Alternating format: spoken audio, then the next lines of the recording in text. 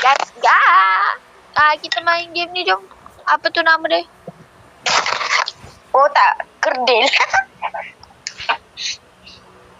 Tak. Berapa B? Sekarang ni. Ada. Suara korang dengar ke dia kayak masuk ni? Tak tahu lah.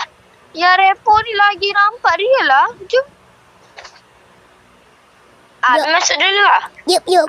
Kita cari namanya dulu. Kita cari kucing biru, Joy. Kucing Tapi biru. kenapa kau boleh warna purple? Entah.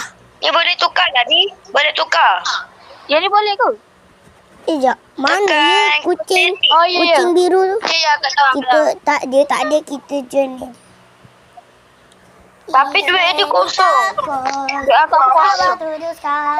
Takos. No need to score.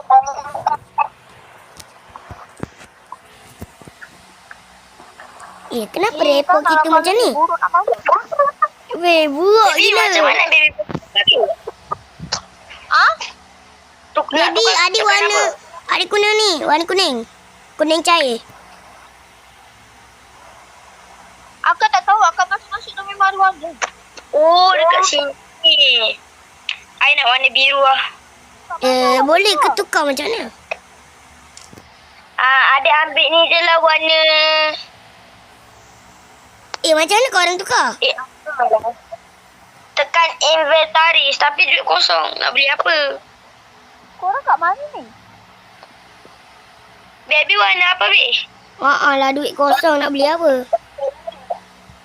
Ni baby kan? Ni adik. Hello? I dapat warna biru. I dapat warna biru. Nampak kau? Tak. Ada orang cakap sampai mulut dia bergerak.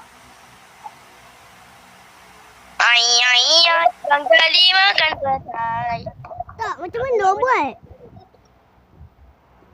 Macam mana kau boleh tukar warna ni? Aku tak boleh tukar pun. Tekan Entah dia inventaris ada warna. Faham. Hijau lah. Kalau kita Weh, boleh keluar. kena payah. Robux. Alah, kalau kita cek kita boleh buka suara. Apa, Mana Weh? korang? Apa, macam mana nak buka suara? Jadi warna apa, baby? Adik dengan baby. Tak warna purple. Hai. Jadi. Yippee. Aku nak tukar warna. Lah mulut kita bergerak. Yup.